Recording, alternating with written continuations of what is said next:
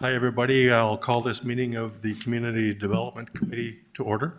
I'm John Strand, your chair. We're meeting, so folks know, every 3 months now. So it's nice to have you all have you all here and to take the time. Thank you for taking the time to be here. For the sake of the public and for each other, let's start over here and introduce each other and tell us who you're representing, and then we'll go from there. Cindy Graffio, Executive Director of the Downtown Community Partnership. Sam McDonald, Member at Large. Linda Klebe, Member at Large. Good afternoon, Mike Redlinger, Assistant City Administrator. It's you, John. I'm John Strand. Tim Mahoney, Mayor of Fargo. I'm Rocky Schneider, the Chair of the Planning Commission. Chris Berengart, Fargo Housing. Jennifer Benson, Fargo School Board. Mark Puppy, Home Builders Association of Fargo-Moorhead. Okay, thanks, everybody. Has everybody looked at the agenda, and if so, are there any changes or additions to the agenda? If not, I'll entertain a motion to approve the agenda as it's presented. I'll move. Moved by Sam, I'll second. seconded by Linda. All those in favor say aye. Aye. Opposed, nay. Let's go with the minutes. If you've had a chance to review the minutes, if there are any changes or corrections of the August 17th minutes, otherwise I'll entertain a motion to approve. So moved. So moved by Chris, was it? I'll second. Okay, Brocky second. All those in favor say aye. Aye. Opposed, nay. They will be posted as they're presented. Our next item on the agenda is public comment. I'm not certain if we have anybody in the public that's looking to speak with us. If not, we'll go forward. Okay. Tia, who should I have introduce this? And while we're at it, we have Thomas. Thomas, why don't you sit down and introduce yourself? We've just gone past intros, and we're glad you're here. Well, good afternoon. Apologies for my tardiness. Thomas Hill with United Way. Okay. Tia, we'll turn it over to you for the next items, number 3, beginning with item 3. Thank you, Commissioner Strand and commissioners. So as you know, we've been focused on housing and homelessness lately with this particular commission and a lot what's going on in the planning department. And we've been trying to bring knowledge experts to these meetings to help identify the gaps that we're seeing in our community, as well as the solutions that have been going on that our partners are working very hard at implementing. And today we are going to be hearing from some of our eviction-related, fair housing-related, legal services type experts that are in our community. In particular, since the eviction moratoriums have ended throughout the nation and in our state, and how our renters in our community are now impacted due to that. And we will be starting with a virtual presenter from our High Plains Fair Housing Center, Michelle Ridz, and then it will follow up with both of our North Dakota and our Minnesota legal services. So with that, I would like to pull up Michelle Ridz on the, hi Michelle, thank you for joining us. I will just pass the mic to you then. Thank you. Hello, as she said, I am Michelle Ridz, the founder and executive director of High Plains Fair Housing Center. High Plains is the only recipient of HUD FHEO funding, Fair Housing Initiative Program funding in North Dakota. And we've been fortunate to receive funding from Fargo's CDBG program for the last 6 years. We're a relatively new organization, and so really from our outset, you've been super supportive of us in our growth. The mission of High Plains Fair Housing Center is to strengthen communities and to ensure equal access to housing across the state through outreach and education, advocacy, and enforcement of the Fair Housing Act. Our intake specialists work directly with clients to obtain the housing they need or remedy the situation that they are already in through landlord mediation or by aiding them through the administrative complaint process or through the court system. We also provide fair housing education and outreach to consumers, to housing industry groups and local governments. And this work includes conducting presentations and trainings and producing and distributing fair housing materials. And being a resource for housing discrimination questions.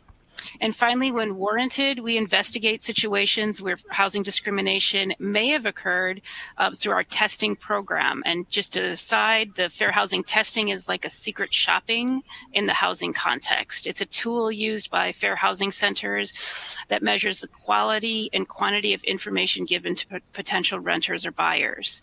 In a rental test scenario, a test coordinator would identify 2 testers, one from a protected class and one from a control group. And the testers would be similar in all ways except for the protected class. Test coordinators often make the protected tester a little bit more desirable by giving him or her a slightly better income or credit rating. And then based on the test scenario developed by the test coordinators, testers separately contact and visit a housing provider, inquire about the availability of housing, ask a series of questions about the unit, its amenities, attributes. And then afterwards, the testers objectively record everything that happened during the test, the terms and conditions of the lease, available units, price quoted, how the tester was greeted and treated. And then, of course, the test coordinator compares testers' objective reports to determine if there was difference in treatment based on a protected class. And testing is legal and it's been upheld by the Supreme Court.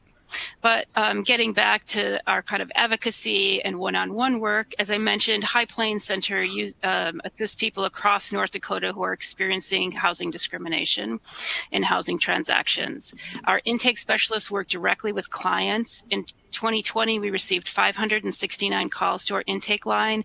As of today, in 2021, we've received over 800 calls. So you can see that there's a dramatic increase in the amount of people that are contacting us. And about 50% of those are landlord tenants calls, as well as housing discrimination makes up the remainder. Like many organizations that work on housing issues in North Dakota, High Plains has shifted some of our focus to eviction prevention. Because of the experience of our intake team, we noticed that a lot of our calls were tenants facing eviction because of non-payment of rent or because of how the pandemic had impacted them and perhaps their disabilities or family members' disabilities. For example, people with chronic illnesses had to give up their work in order to protect themselves or their families, and therefore had difficulty paying rent. Similarly, we saw persons with mental health issues have their disabilities exacerbated because of the pandemic, causing behaviors that resulted in evictions and non-renewal. And we saw that quite a bit throughout the last 18 months. So in the beginning of 2021, working with Fargo and as well as other cities in North Dakota, High Plains began a program to provide legal support for people on the verge of eviction. So this included identifying people who are facing eviction. We started by streaming ads, we did radio ads. We also identified people who already had court dates for eviction. So we had a lawyer, identify who was on the court dockets, and then we sent them letters encouraging them to reach out to us so that we can assist them through the process. We help them by helping them, utilize the eviction moratorium because many people didn't know about it. Later, as North Dakota Rent Help became available, we helped them access the rent help money. And then finally, all along the process, if they needed legal support, we were able to provide them access to an attorney who was able to work with landlords and the tenants to help keep tenants and their families housed. Working with a lawyer was, and I'm sure you'll hear from legal services, is just an amazing, has an amazing ability to reduce fees, to keep people in their homes, and, to keep them in their homes longer so that they can find other units that, if they have to move, if the eviction actually goes through. The attorney that we work with has a really good knowledge of fair housing law, so she's also able to identify if there's a nexus between the eviction and a protected class, like I said before, whether it's a mental health issue or just somebody who's trying to protect themselves by staying not able to work. So Nicole asked for a couple of, kind of questions or things that we're seeing today. And And one of the questions she asked was, what's the biggest communication barrier for education and tenants' rights? And I think the biggest issue is people don't know what they don't know. And then all of a sudden they're faced with a three-day notice on their door, which means, pay rent or you have to leave. And so they start in a panic mode, in a crisis mode, trying to find out learn about fair housing law, learn about landlord tenant law and other programs that may be able to help them. It's enormously difficult to do that when you're not in crisis, but when you're in crisis, it's, very difficult. We've also had instances where people do not have, who, while we're in the middle of working with them, they run out of cell phone minutes. And so we have to then wait for them to contact us because we have no other means of contacting them. So they have to either access more minutes or find a new phone number or a new phone. And so that can be very difficult. Similarly, people who are in these crisis eviction situations do not have access to emails, computers, and scanners. I mean, oftentimes they do have access to a cell phone, and so they're able to take pictures and send them to us, and then we can get them in the right, format that they need to be, whether it's for North Dakota rent help or if it's in the courts or and working with, their landlords. So there's, that issue. And then finally, we're always having issues with language, interpretation of reaching people who do not have English language proficiency. And that is something that is, been, working with nonprofits that work with the immigrant population. It's still having a hard time, reaching folks that really need it. Another question was, what is a magic wand or wish list? And I think, like a lot of nonprofits, we need support for overhead costs. We do get a lot of program support, project support.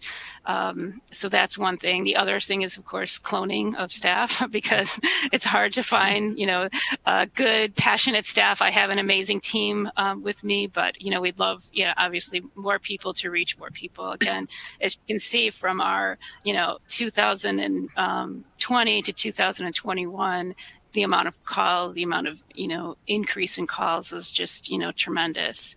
And then finally, I guess the only other, comment I wanted to make since you're here is that North Dakota still is in the top, I think, the lowest 4 or 5 of the delivery of emergency rental assistance. So we have over $260 million allocated from the federal government to the state of North Dakota.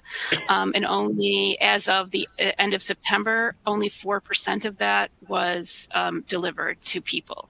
So I think that's a big, kind of something that we should all be thinking about and talking about and seeing what we can do to help the state of North Dakota get that money into the hands of, through to the landlords actually, but help make sure that people stay housed with that money and make sure that they don't have huge debts that are attached to them if they are, forced to move to another location. And then the other kind of dream that I have would be, I would love to see landlords licensed and require continuing education courses, so they know more about fair housing, they know how to work with tenants, and then of course the other, another dream that I have is the right to counsel. There's a big movement around the country about right to counsel and just allowing tenants to have that ability to have legal support when they're facing something as important as losing their homes. So that's it. Thank you for inviting me today. Sorry I couldn't be there in person, but happy to answer any of your questions. Michelle, it's always, we always learn when we listen to you and have you share with us. Any questions or comments? I have one, if you can, Commissioner. Thomas?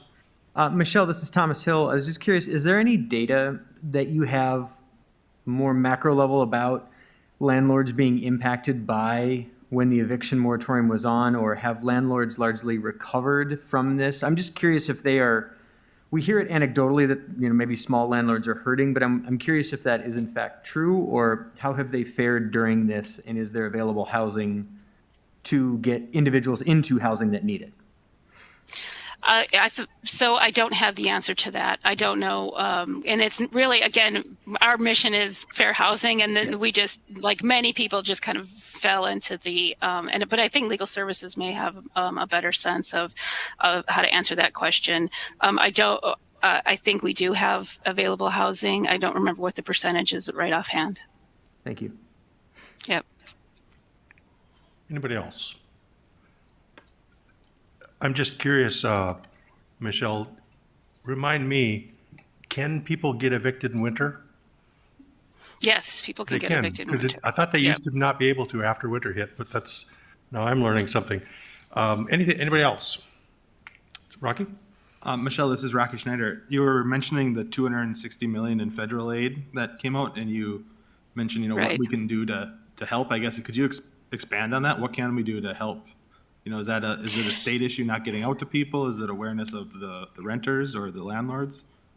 I think it's all of those things. I think we were a little bit slow, and it was because of from what I understand, it was because of the legislative session. It took us a little bit longer to get started because of the legislative session. I know there's an amazing team in the Department of Human Services that are working around the clock to try to get it out. But I think it's hard. It's still federal money. It's taxpayers' money, so we have to be good stewards of that money and make sure that money is given. That it is given to the right people for the right reasons. So I think there's that. But I just think maybe reaching out to the Department of Human Services and saying what else do we need to do to help that process along. And then we are doing all we can to get that outreach out. And there's a lot of application counselors around the state that are working to get the word out as well. Thank you. Anybody else? Tia, do we have a communication with the Department of Human Services? Yes, we do, and we could look into that a little bit more because we do hear a lot about a lot of the bottleneck that happens there with getting these rent help funds out, and we're not really sure. Other than what Michelle has already said, it's quite a process getting federal funds out and making sure you're checking all the boxes to make sure that you have eligible tenants that are getting the funding, and then you're doing the proper reporting and recording. So other than that, I'm not really sure. But yes, we do have a contact at the state that we could start communicating with, particularly about this. We are in touch with them about other things on collaborating on types of programs and whatnot. Good. If you could maybe follow up with that and include the mayor and me in that and others, that just let them know this conversation surfaced. And we're wondering what we can do in the Absolutely. local level. It wouldn't hurt at all. Michelle, anything else while we have you online? Nope, that's it. Thank you for what you do and for sharing with us. It's really valuable work you're doing. Tia, I'll let you Thank go you. on. Tia, I'll let you go on to the next topic. Yeah, so our next person is from the Legal Services of North Dakota, Adele Page, who will be speaking today for that, unless you guys are tag teaming at the same time. Okay, we're tag teaming. Minnesota, North Dakota Legal Services. At that podium, please. Thank you. Remind me, Adele, are you a judge yet? No, John, Not yet, okay. but thanks for asking. Remember when you were on the ballot.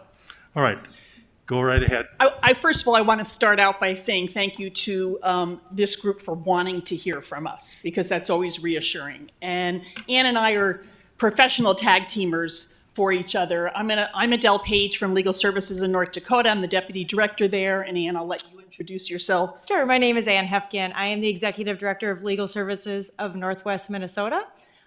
She's executive director, actually. Yeah. And so I'm just crossing the river to tell you about what we're doing on the Minnesota side, but I'm going to let Adele take the lead. And as you know, our tenants in this area cross that little tiny river all the time. And Ann and I work closely together on a number of issues. Legal aid or legal services, of which both of our organizations are part of a nationwide network of nonprofits that provide free legal services to low-income and vulnerable Americans. It is extremely important to realize that in our system of government, that if you are indigent and you're charged with a crime, you have a right to counsel. But in our country, if you are indigent and it's a civil issue, even if it's a civil issue that can impact your ability to maintain your health, your housing, your essential needs, things that it's essential to have an attorney to assist you with, there is absolutely no right to counsel. And Ann's organization, my organization, and a plethora of them across the country, we're the Band-Aid. And that's all we really are, is a Band-Aid, but we're a Band-Aid that tries to solve that problem. We don't charge any money for our services. We do provide free legal services, my organization does, to low-income North Dakotans in priority areas. So folks will come and ask us for assistance thinking, well, you provide low-income individuals with free civil legal services, but it won't be a priority area. And priority areas are things like housing, family stability, domestic violence issues, public benefits. Those are the big ones. In issues that impact your ability to pay your bills, keep a house over your head, and keep yourself safe. Funding for both of our organizations is partially through the federal government, through an organization called the Legal Services Corporation of America.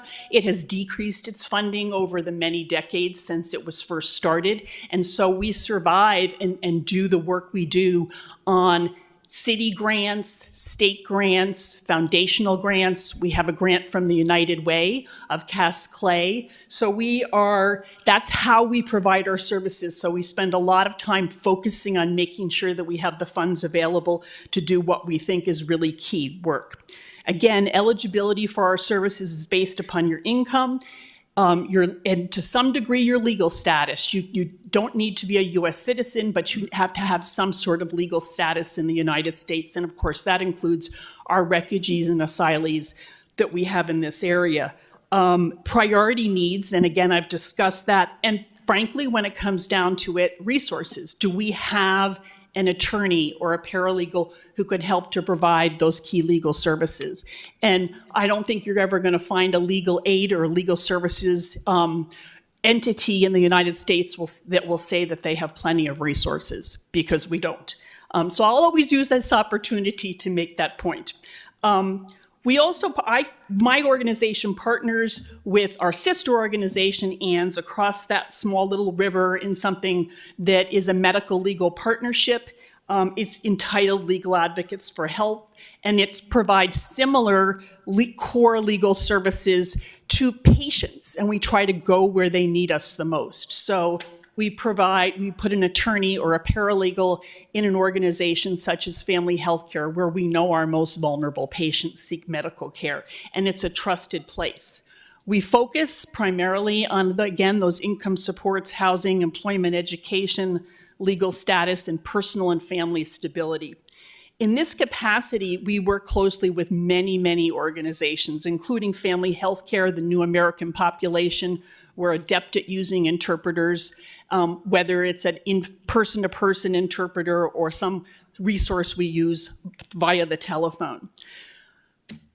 So that's kind of a short synopsis of who we are and what I sit in the Fargo office, but my organization actually serves the state of North Dakota and serves a geographic area in Minnesota that's in the northwestern portion of Minnesota. That's why she's Legal Services of Northwest Minnesota. One of the questions that was asked of us, and I'm happy to talk more about who we are and how we get to be where we are, and we're thankful for all the funding and help we get to do what we do. We're thankful for our partnerships with all of these stakeholders in our community that serve the same populations we serve. We got together and talked about communication barriers for our clients. It's a tough one, because obviously we want our clients to be educated and to know tenants' rights. The question is, in many ways, is how do we get to the first step of communicating with them? I will tell you frankly, Legal Services of North Dakota is not that great at telling everybody we're here. and to please come get our services. We don't have a large advertising budget. We're so resource diminished that most of our time is spent doing legal work or grant writing. But I know that, and I see it as a particular weakness, because if everyone knew how to get to us, it would probably help. Maybe Ann's organization's, I think, better at this than mine, so I'll compliment you there. The other thing that we have seen, and we've seen it particularly during the pandemic, but I think it has always been here, are just some very well-grounded pieces of misinformation as to how, A, you get legal services, B, when you should get legal services, C, if legal services are even something that could potentially help you.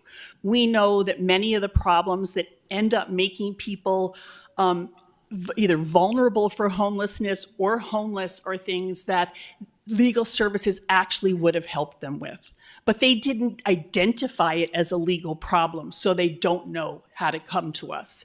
That's one of the things that the Medical Legal Partnership is about educating the healthcare providers who see vulnerable people and can help to identify some of those red flags so we can have people get to us faster and sooner. There are also just plain old barriers towards calling a lawyer. Before I went to law school, I was an RN. No one was ever frightened of me. Then I went to law school, and all of a sudden I became a frightening person. People don't like to go to lawyers' offices. The more vulnerable you are, the more indigent you are, the scarier that place is. They identify it with bad things happening. So there are just pure, simple barriers towards calling a lawyer. And what we see is that tenants simply call us sometimes just too late to help them with that eviction.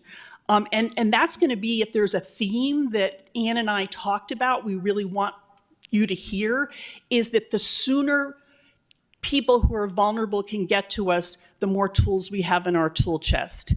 By the time they get that 3-day notice or the summons and complaint for eviction, many times my hands are tied and I can only do so many things. One of the greatest tools we use is negotiation and trying to work things through with a landlord or the housing authority or whoever it may be that is where we're talking to about trying to preserve the housing for this individual. So sooner is always better, and we need to figure out a way to do that. But putting off that phone call, if they identify another resource in the community and they don't get to us quick, that can impact our ability to be useful at what we do. There are lots of resources out there, and in many ways, I get concerned that the tenant gets passed around. They kind of know they're in trouble with their rent, or they're having a terrible relationship with their landlord.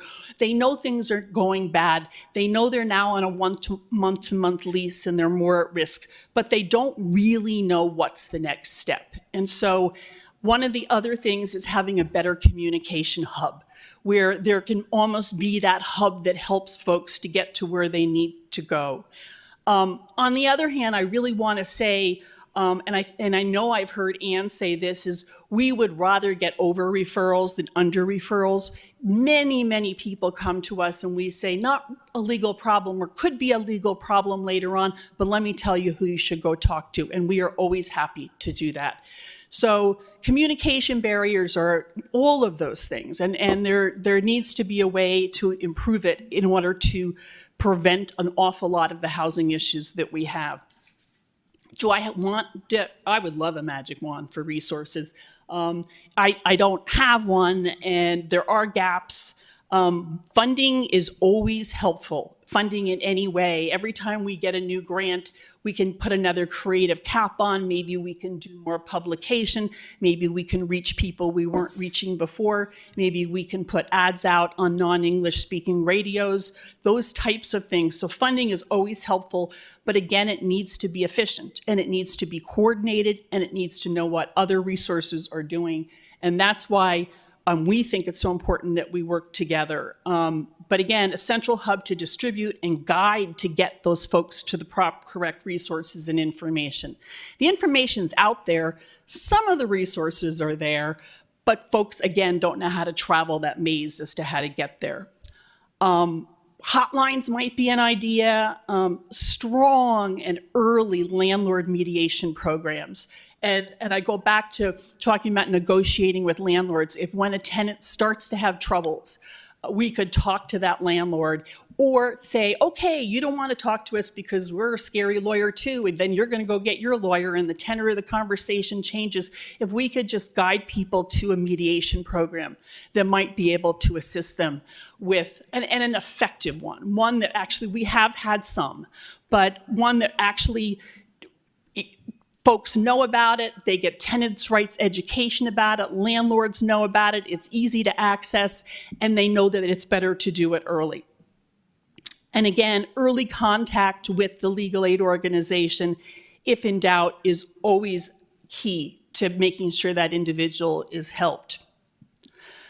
One of the other issues that was raised was about, if you forget the magic wand, I tried that, what laws or policies do you see are in conflict with the goals to protect tenants' rights, and how do you see this issue impacting being unhoused? We struggled when we looked at that question because obviously the vast majority of housing laws are state laws. And I'm not allowed to lobby, so I'm not lobbying, but we follow the legislative sessions. Some of these housing laws are very difficult to get through in our state. So I'm talking to a city, and I'm going to focus on the city. But again, most of those laws are state laws and thus are difficult to change. But key to remember is that housing is fragile, and if you're living on a fixed income, dependent upon a minimum wage job, Social Security, anything that can tip the scales to homelessness, you are just fragile. So those are often the people we need to target to make sure that scale doesn't tip. Living in public housing and a visitor brings in marijuana into your home, you didn't bring it in. You are subject to eviction and bar from that benefit, and that benefit may be essential to preventing you from homelessness. So these are some things, but most of them are federal laws or state laws, job loss, depression, relationship breakups, all of those things tip the scales. But there are some things that cities do.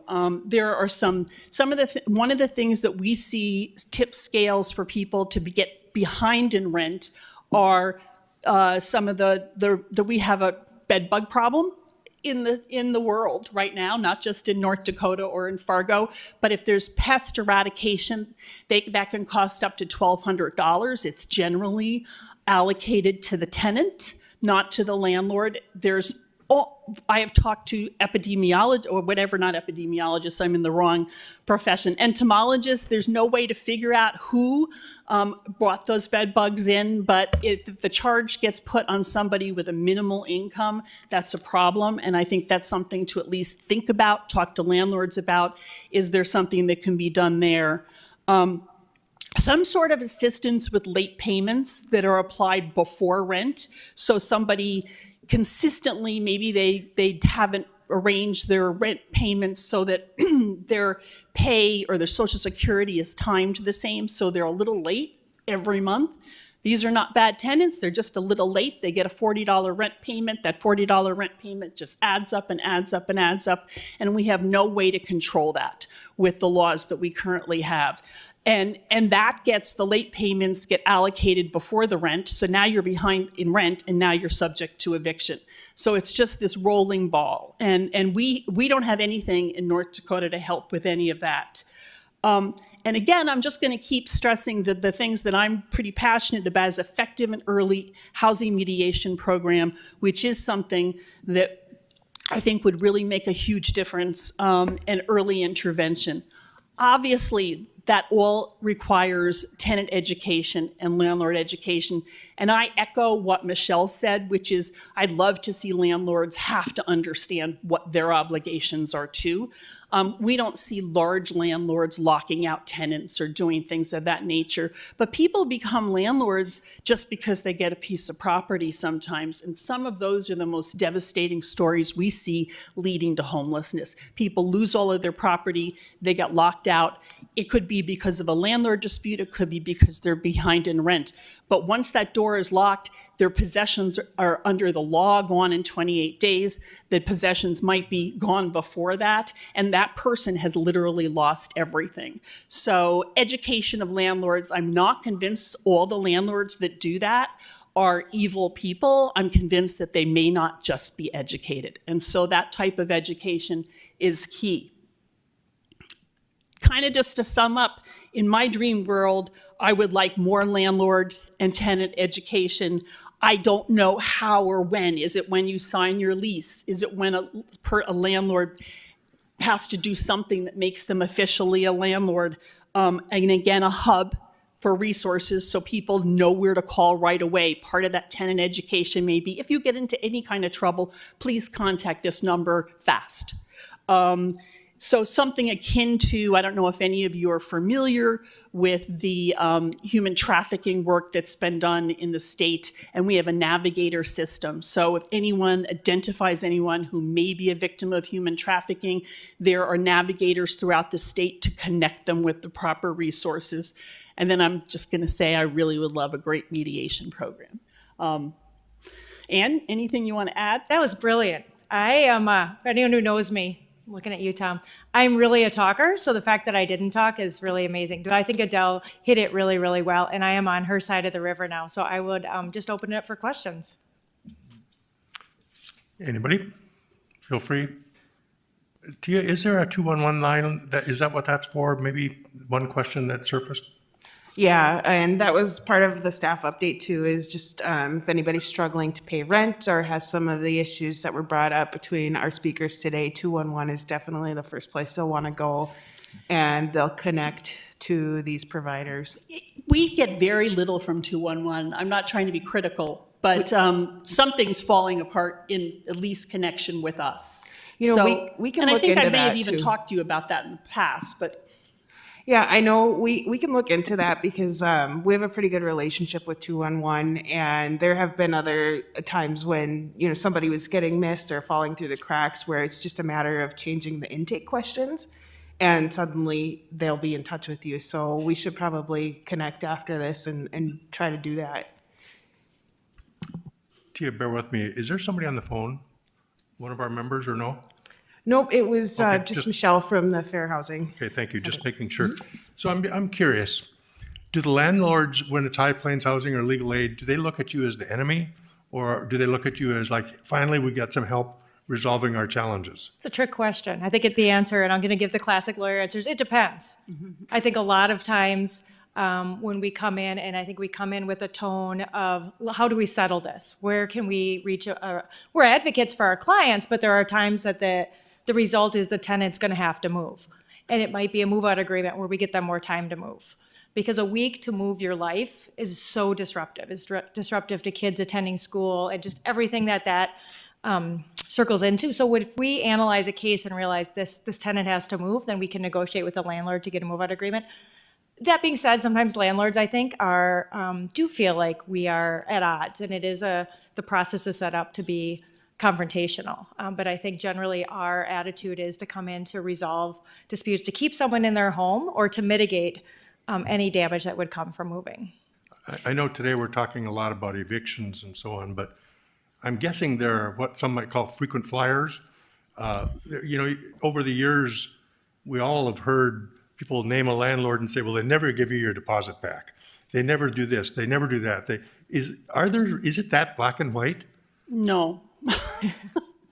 No, none of it's black and white, but you know, security deposits are a real issue, and it depends upon the landlord. It's just, you know, it depends upon the landlord. There's some landlords who you can guarantee that if they leave the apartment clean and in decent condition, they're going to get their security deposits back, and others where everything is just a charge. And again, those are really big burdens towards getting your next housing. If they don't get their security deposit back, if they have a debt on their record. Remember, you do a credit report generally when you change from where you live in apartment living and tenant living.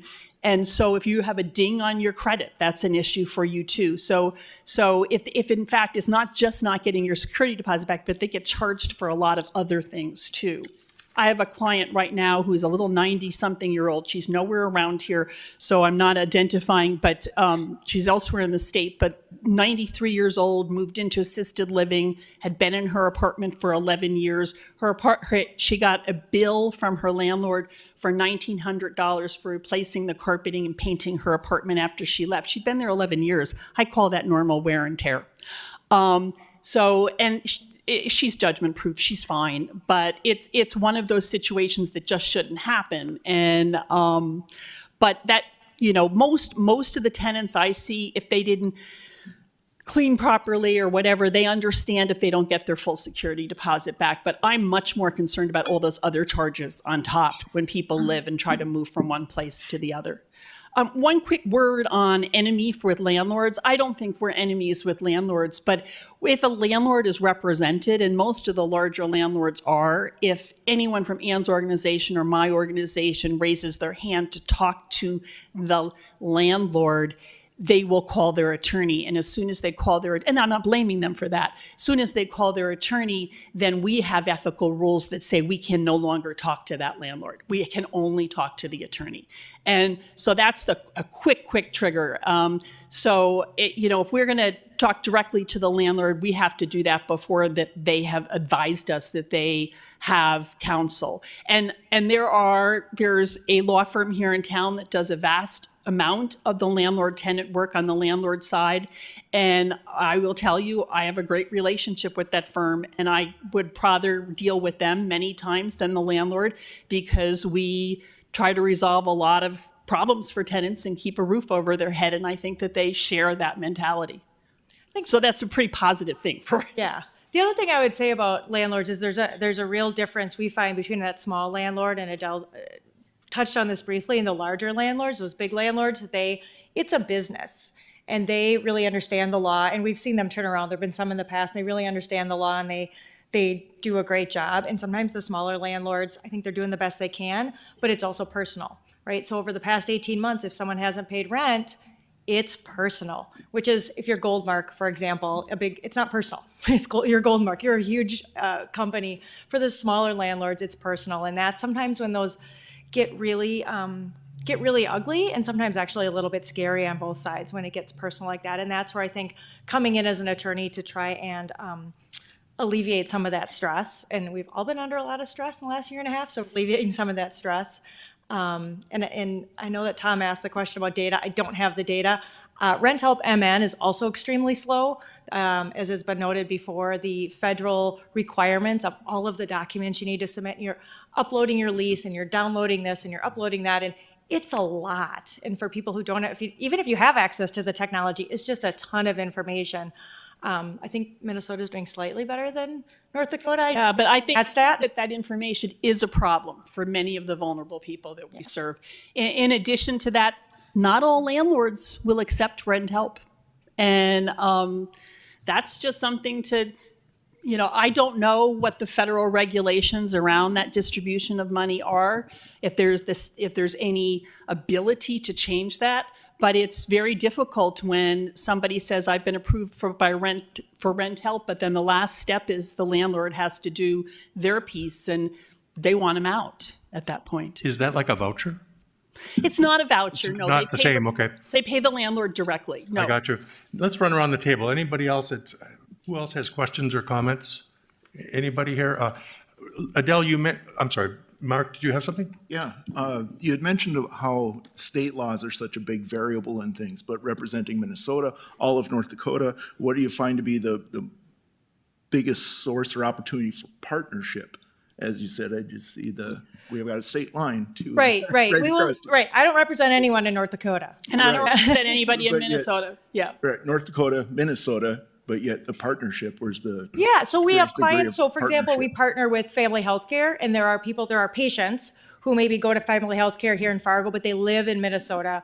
Or say you have a family law case, you start a family law case in Clay County, but then you move to Fargo. You're now a North Dakota resident, but your case stays in Minnesota. Mm-hmm. So there's a lot of that as people cross the border where they have legal issues on both sides. And I'm trying to think, I feel like other times we've had, you know, no one thinks about the fact that the laws are different until they are, right? Until it matters to you. But it happens a fair amount. We also have a fair, so it's not, I know I referred earlier that we represent North Dakota residents, but really what we do is we take care of North Dakota legal problems, and Ann takes care of Minnesota legal problems. So someone might come to us thinks that because they live in North Dakota or in Fargo or whatever, and will listen to the problem and say, that's a Minnesota legal problem. And believe it or not, there's a lot of them that go back and forth. So that's another thing to bear in mind. And we also do the same work. We have the same problems. There's a lot of reasons for collaboration. I just know there are a lot of distinctions in a lot Yes. of different ways between the Minnesota, Yes. well, any state, but yet there's a lot of disparities, but yet commonalities too. So. Yeah, there's significant differences in law that come up, I mean, every week that come up when people don't think about it. So, yeah. But it's nice to be able to call Adele and be like, okay, I think this is, you know, I can't advise him on North Dakota law, even though I know it. Right. Anybody else around the table? Adele, I think it was you, Adele, mentioned, and we're hearing the theme, license landlords and educate landlords. There's been a discussion for a long time, some have it, some don't, we don't, to create a rental registry. Would that address some of these concerns you're talking about? Or would that be a vehicle to get there? It would be sounds to me like it'd be a good start, John. Nothing's going to be perfect because, you know, sometimes what we have is difficulties with what are probably pretty well-educated landlords, but they have property managers that maybe aren't as well-educated as the big entity that employs them, et cetera.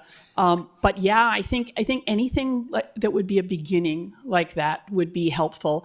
I think a conduit to say that, you know, I'm going to make an analogy just because it's my family owns a business that has a liquor license, and all the liquor license holders have to go and be educated once a year. And it's just required. And so it just seems to me even something like that if you, of course, there's a license to hold a liquor license. I'm not able to speak anymore. Mm-hmm. But you know, something like that, just a yearly mandatory education session, if you want to be able to rent residential property, would be helpful. But again, you'd need some sort of registry. Thank you for that. We may be calling on you for guidance if we get traction on that topic. Anybody else before we? Thank you sincerely, Ann and Adele, for this, and Michelle as well. Some terrific information, a lot for us to process. There's a lot of work going on, and we're all partners. So thank you. Thank you. Our pleasure. Thank you. Actually, Commissioner Strand, I do have a couple of questions, if that's okay with you. Absolutely, Tia. Tia Braseth from the Planning Department. I know that you were talking about how you have a hard time getting referrals and that you'd like to get more referrals, which I'd like to visit with you about more one-on-one later because I have some ideas that we might be able to connect on. But right now, how are you currently receiving referrals? Or what's your most common, I guess? Well, for my organization,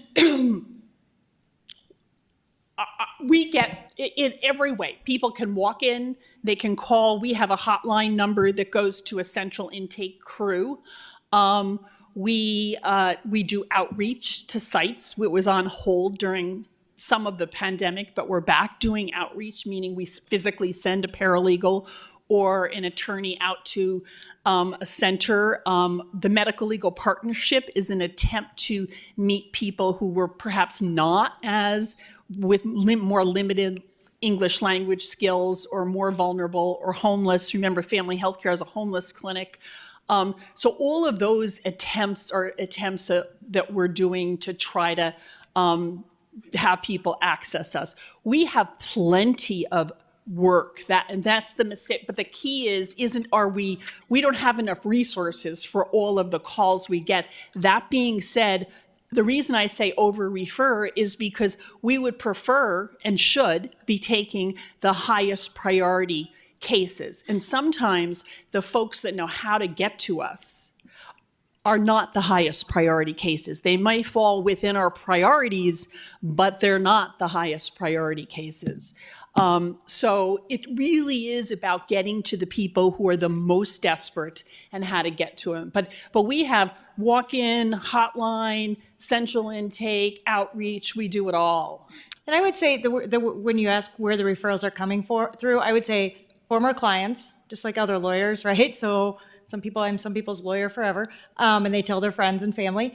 But also caseworkers, the county caseworkers, other stakeholders, other people that serve the low-income community.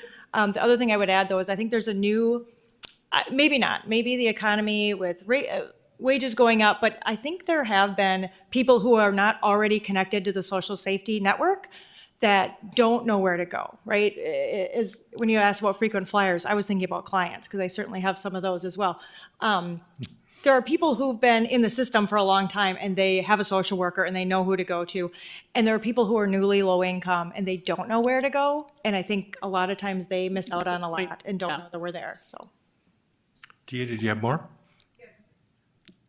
Yeah, just one more question. Thank you. That was really helpful. And on the other topic, I know you said your hands are tied once eviction notices are posted on people's doors. No, not necessarily, but they're more tied. Okay. So, well, we're just curious, are there any other legal tools or other tools that you're aware of that somebody who has been evicted may have access to?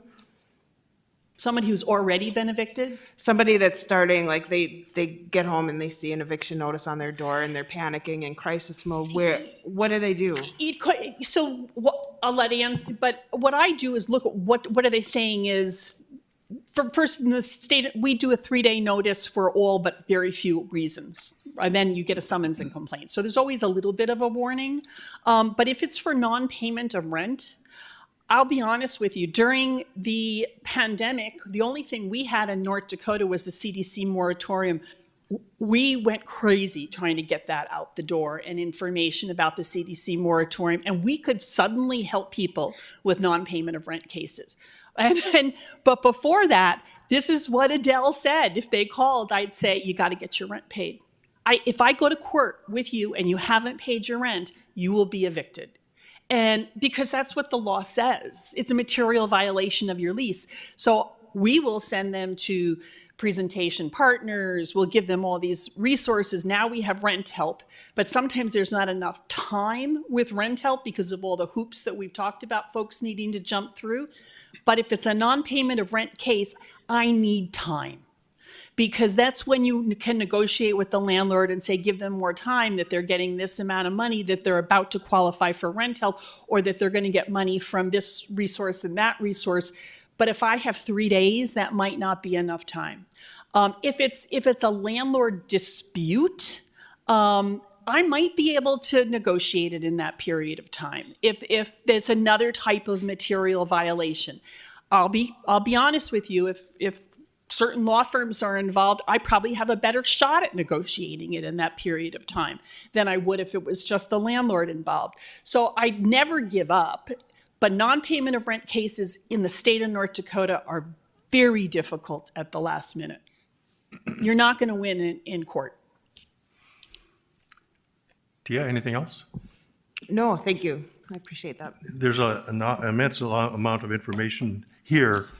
I think one of the thoughts that occurs to me, and sometimes it's connecting the dots, but I'm curious how many of the public invests an immense amount in many of our apartments with tax incentives, tax breaks, policy affectations, and so on. Somehow, maybe there's a way we can bridge us together when people are getting or asking for public support. We have a moment's opportunity to have these conversations if they're some of the people involved. It's just a thought that occurs to me, and I'm not sure they're the same people or not. But if I learned that some of the landlords that you're challenged with and our community is challenged with are really getting immense tax breaks, I think we have a reason to have that conversation, if that's the reality. Just a thought. I have a final question. Linda. What is the average amount of money they're in arrears when they get to the eviction process? Oh, Are they 1 I month, can't give you, I know 3 you're trying to make it a months? question that's answerable. Some of them now, because they may have been protected through the moratorium, and some have been protected through a little bit of, that I just had a client the other day who finished her 1 year on the rent, was rent bridge, now rent help. She finished her 12 months, so she's out. But sometimes it's $7,000, $8,000. Sometimes it's $500. We don't generally see them getting evicted for being behind 1 month, but I have.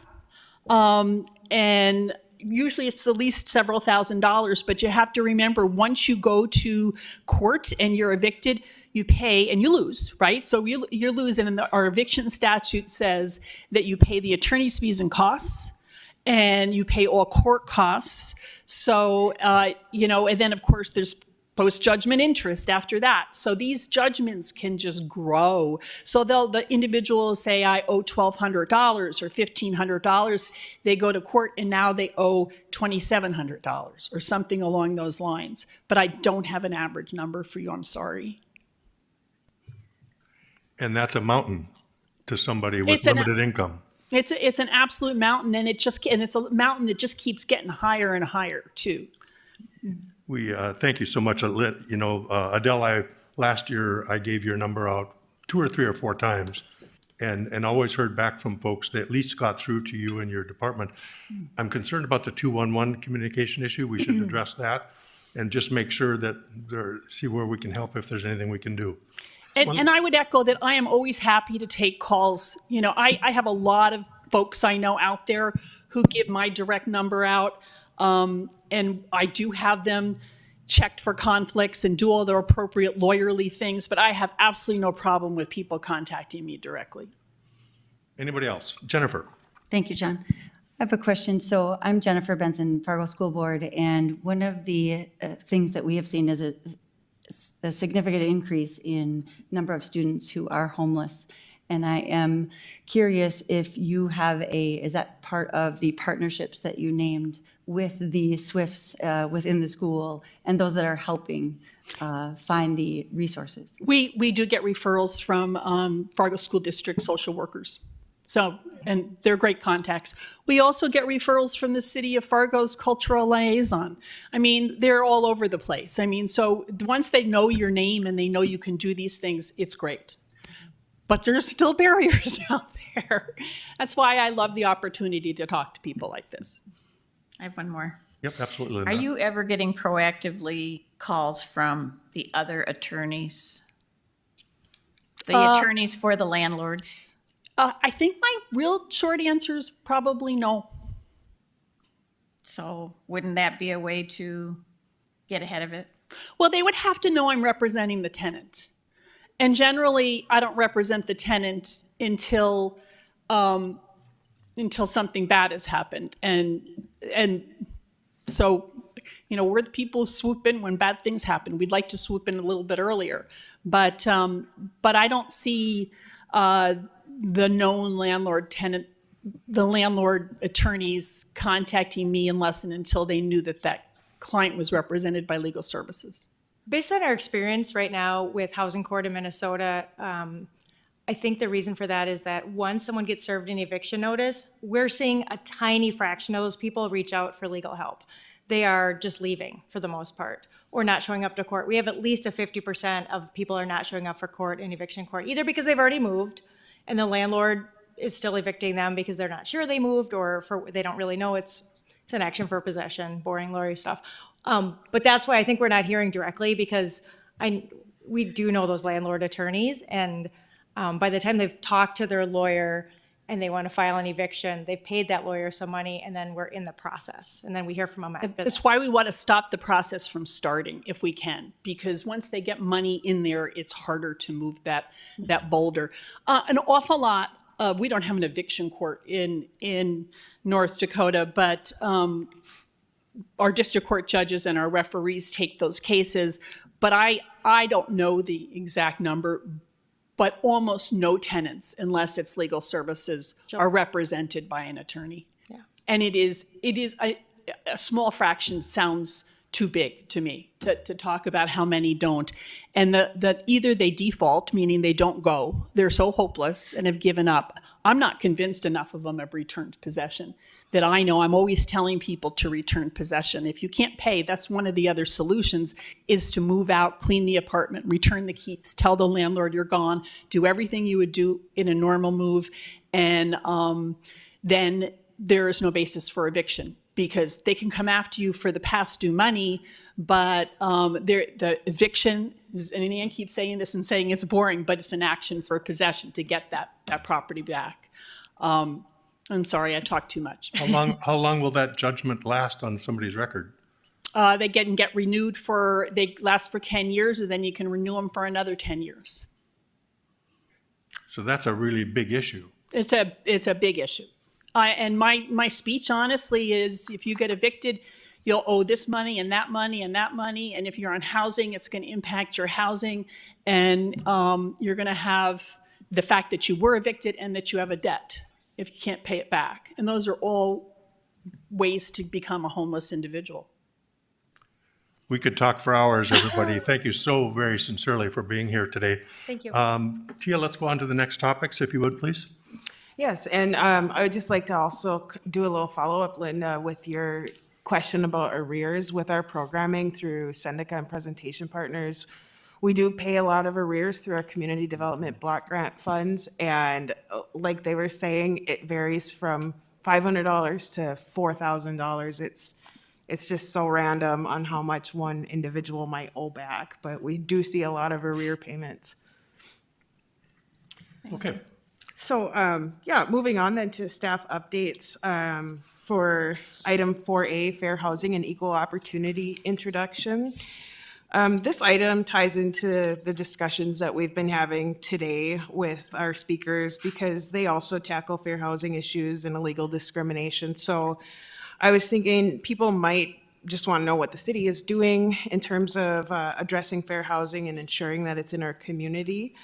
As a receiver of HUD funds, as you know, we get community development block grant and home funds. We are required to affirmatively further fair housing in our community. And you might ask, what does that mean?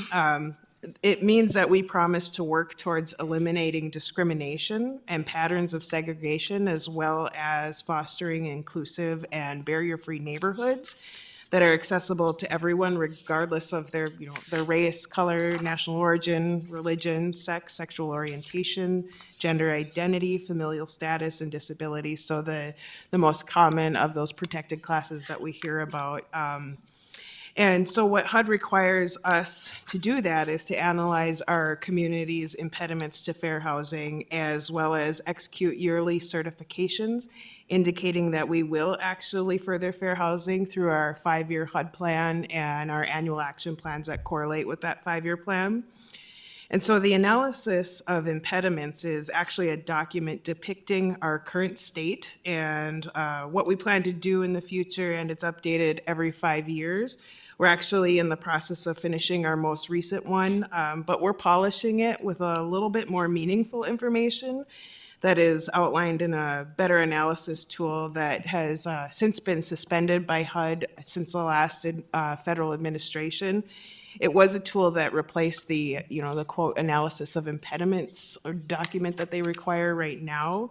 But since it has been suspended, they are kind of going back to this analysis of impediments document, which we are required to do. But again, that other tool was a lot better, and HUD and the federal administration, the current one, are reevaluating using that tool again. So we are just polishing up our AI, that's what we call the analysis of impediments, to look more like the assessment of fair housing tool, just because it's a better tool in terms of what meaningful actions we'll take in order to ensure that our community is promoting fair housing and actually taking actions to ensure that we have it in our community.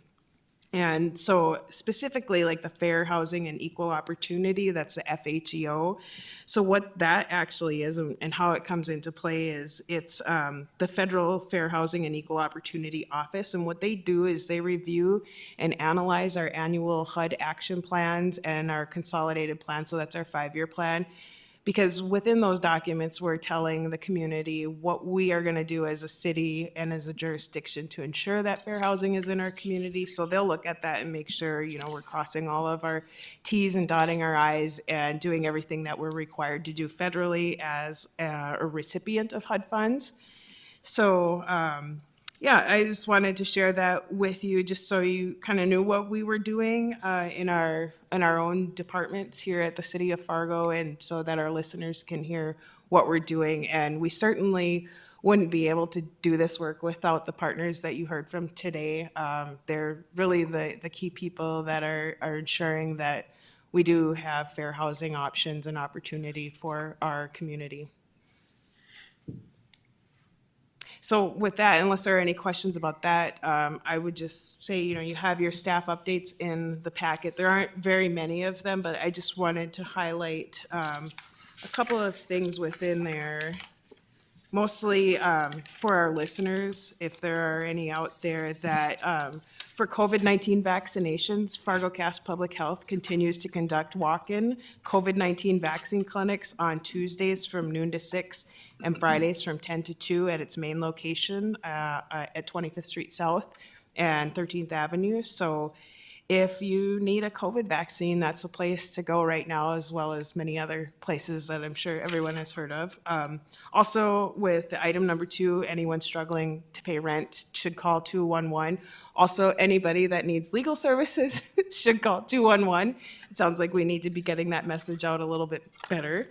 And then finally, I think most people, at least at the table up here, have heard that we, for our HUD programs, are working on our Hud Home Arp Funds. So these are different than the general ARP funds that go through our administration office, but these are specific for homeless assistance funds.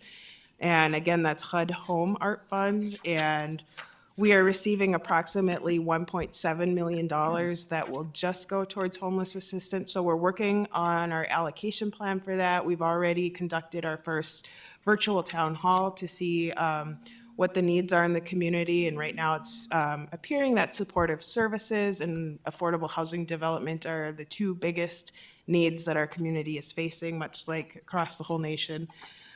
So we're working on the allocation plan for that, and we are also working on our allocation plan for our 2022 HUD and CDBG home fund. So a lot of planning right now happening in the planning department. But that is all that I have for staff updates. Thank you, Tia. Looking in that side of the room, we have our legal department, we have our inspections department, we have our planning and development department with Miranda and Tia here at the table. And you bring an awful lot to us.